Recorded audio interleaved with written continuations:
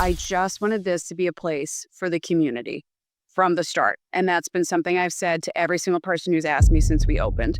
And I just wanted to create that kind of environment. I never wanted people to feel rushed out the door. I never wanted people to feel pressured to like keep buying while they sit there and work all day. Cause I do have people who come in and work from home, but they're working from Goodness Bowls. So just making sure that that message was at the forefront every time I talk to somebody. Welcome to the Art of Kaizen for Entrepreneurs, growing 1% everyday podcast.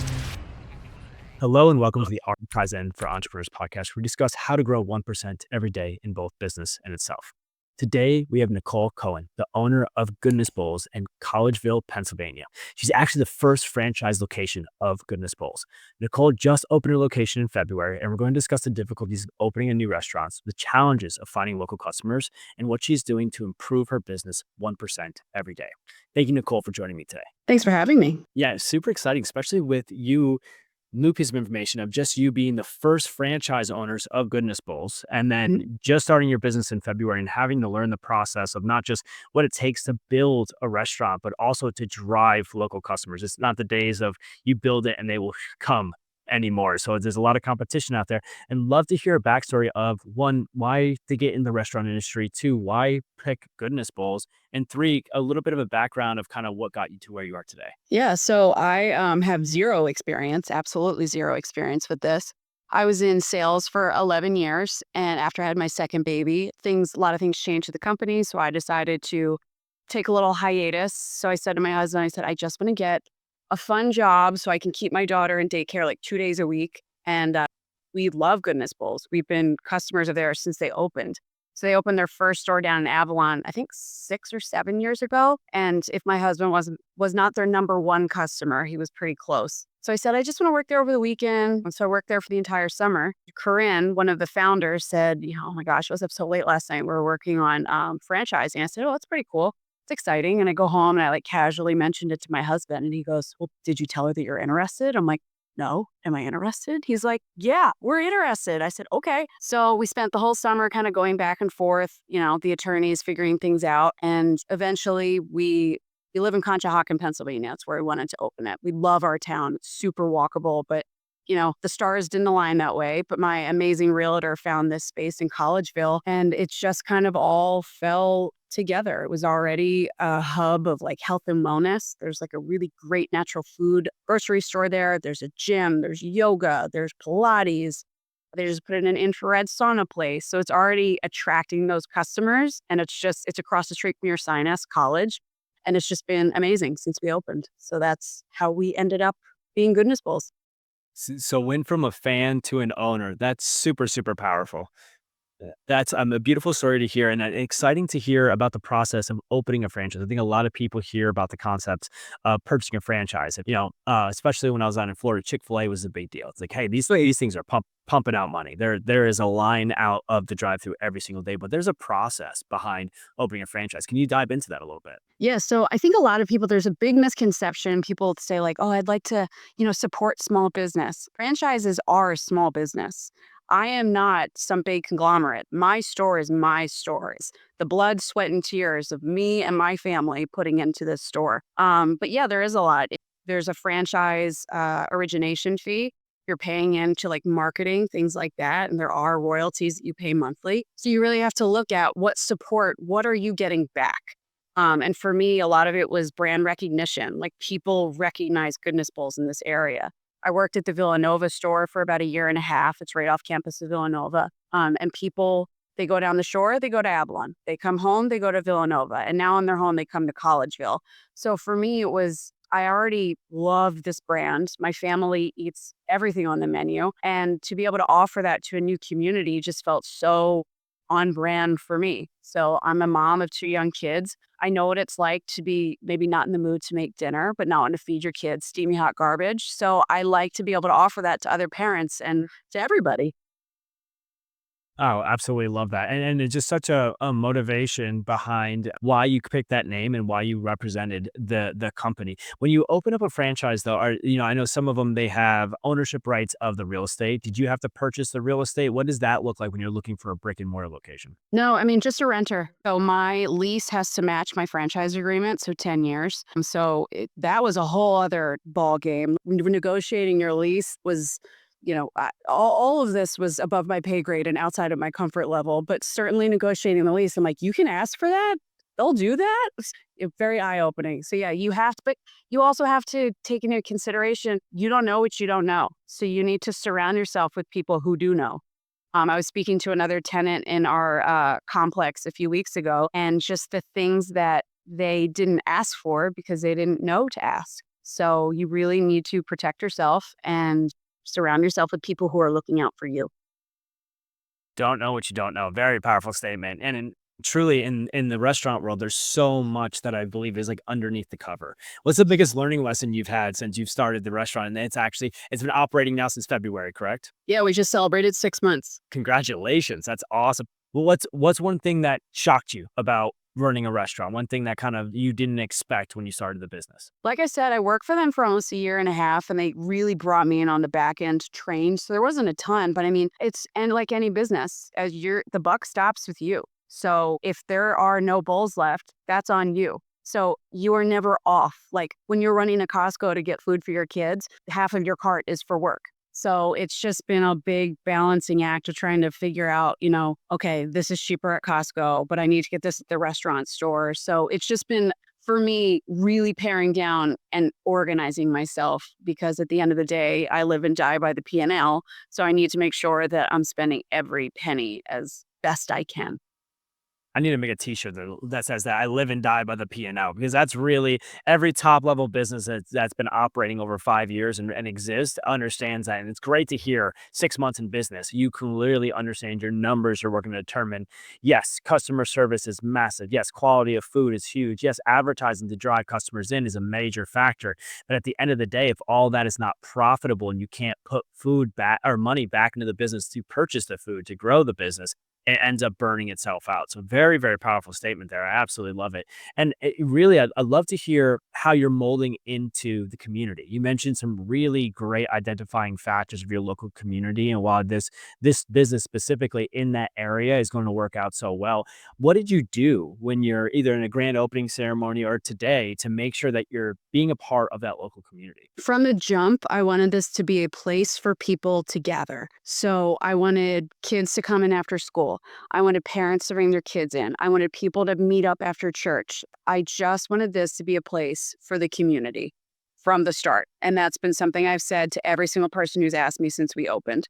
And I just wanted to create that kind of environment. I never wanted people to feel rushed out the door. I never wanted people to feel pressured to like keep buying while they sit there and work all day. Cause I do have people who come in and work from home, but they're working from Goodness Bowls. So just making sure that that message was at the forefront every time I talk to somebody like, oh my God, it's fine if your kid just spilled granola all over the floor. Like, I'm just happy it's not my kid. So just creating that environment. Oh, I love that. You're really building a culture in the area. So as the consumers come in, as things are happening, you make sure, and I'm assuming you're relaying that to your staff and all your employees as well, correct? Yeah. And what makes me really happy is when I see the kids who work for me, they come in when they're not working and they bring their friends or they bring their parents or they bring their siblings. Like that makes me so happy. And when their parents come in and say, oh my God, she just loves working here. Like she loves this job. But at the same time, I know that that girl's also working her tail off. Like it's just such a good marrying of the two. Let's talk about that next then is the employee base. It's a huge conversation when we're talking about restaurants and the difficulty behind it.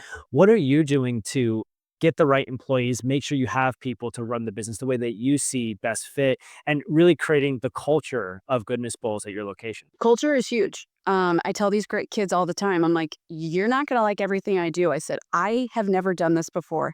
And I made them a promise from the start. I said, I am going to mess up.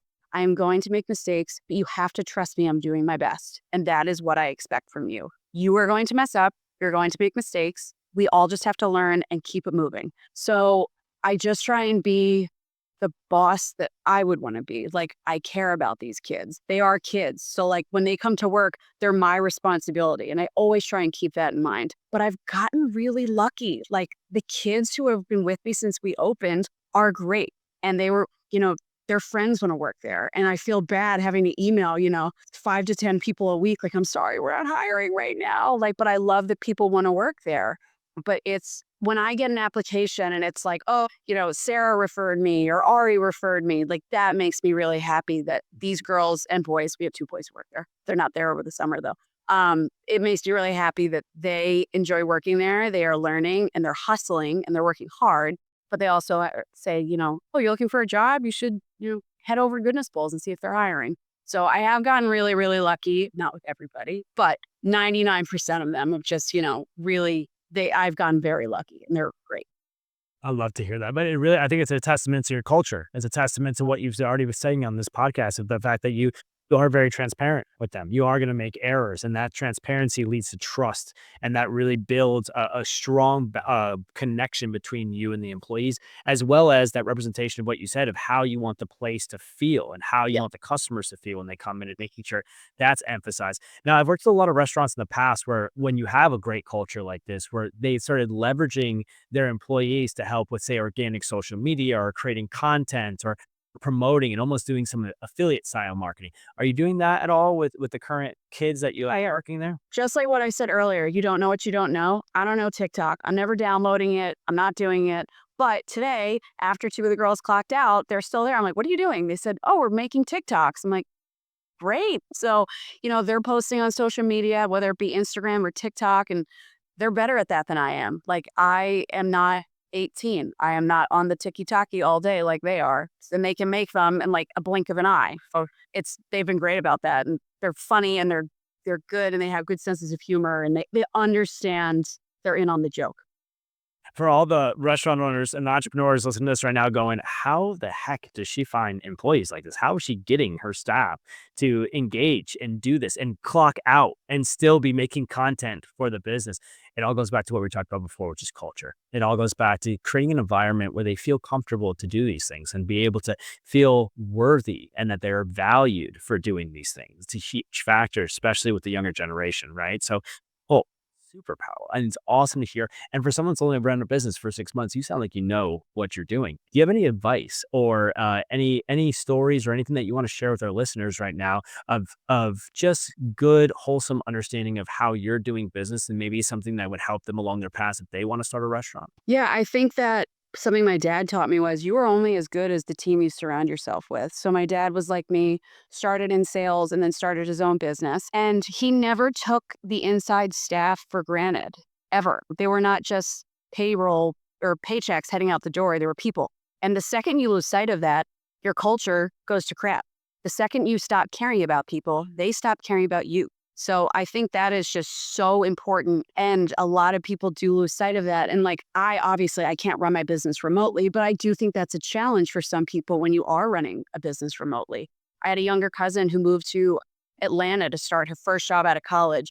And the person training her was remote and she was in the office. And there was just such a disconnect. And she ended up leaving. So that person to person, just caring and getting to know people, it just goes so far. And I really feel like because I, have been flexible with them, like, oh, Nicole, I had surgery last week. I thought I'd be feeling better and I'm not. I'm like, that's fine. But it's reciprocal because then when I'm like, oh my God, it's so busy today. Can anybody come in? I'll have 3 girls be like, yeah, I'll be there in 30 minutes. And just goes both ways. And I think it's just really important just to care and hard work.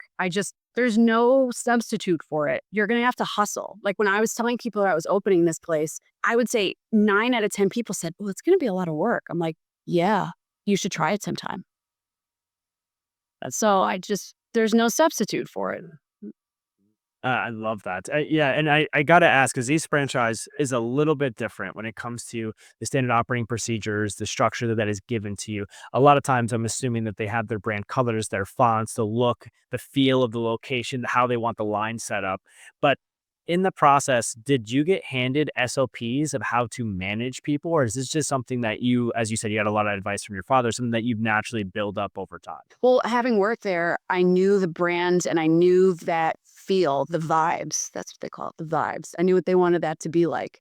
But yeah, I mean, I helped train people at other locations after being trained by the owner. So I learned directly from them. I don't know what it's going to look like for people moving forward who maybe don't have that personal relationship with the franchisors, but for me, that's how it went, learning directly from them. Nicole, it sounds like you need to help the franchise system develop a standard operating procedure on managing and staffing and making sure you're building good culture, because you definitely have it locked in. I want to ask a little bit more about you now. Obviously, entrepreneur now, and you've run this business for roughly about 6 months, or just over 6 months, and you guys are growing, you're doing well, and you're developing. But as an entrepreneur, it's hard to do this every single day, especially going through the challenges of opening a restaurant, dealing with the employees, dealing with the staff, and everything else. What are you doing as an individual, as an entrepreneur, in your daily life to find your Kaizen? Kaizen's a Japanese business philosophy that means 1% improvement every single day. Is there any thing you do in the morning, say either yoga or reading or podcast, or what you do to ensure that constantly and consistently you're waking up with the desire to grow your business, grow yourself, help your staff, and move the world forward a little bit every single day? Well, I think 1% is great because it's palatable. It's not like going to the gym and like expecting to see instant results. It's something that you build over time. And I think that kind of going back to what you asked earlier, the why. I mean, my why is my family. It's keeping a roof over our head. It's sending my kids to school. That's my why. So that's what gets me out of bed every day. But as far as things I do for myself, I love podcasts. I'm an avid podcast listener, and I read every single night. So those are the things that kind of I like to learn about, like random things. Politics has been so interesting lately. So listening to things like that. But those are the things I kind of do. Those are what I enjoy. Just constantly have a desire for learning while still holding on to that strong reason of what you do and why you do it every single day. And that's for the family. So beautiful and so powerful. Nicole, if somebody was in the Collegeville area, where exactly are you located? How can they find you? How can they get connected with you? How can they try your amazing food? So I tell everybody we're in the Kimberton Whole Foods Plaza. That's kind of the anchor store of my plaza, and we're right across the street from your Sinus College. That's us. We're right in the middle of that shopping center. But you can find us on Instagram, Goodness Bowls, and you can find us on Facebook. And I believe they have a TikTok, but like I said, that is not my vibe, not my bag. Awesome. And we're going to put that website URL below in the description. Nicole, thank you so much for your time. Thank you for highlighting the listeners on exactly what it takes to open up a franchise and create immediate culture that gives you employees that want to give back, that want to feed your system, and what you're doing to make sure you solidify your business in the local area. I think there's a lot of golden nuggets in here that the entrepreneurs and want to be or current restaurant owners can listen to and take from to help their culture, help their environment, and develop their business just 1% every single day. For the listeners, if you guys have finished this podcast, make sure you like, comment, and subscribe. Nicole, thank you again so much for your time, and we'll see everybody on the next one.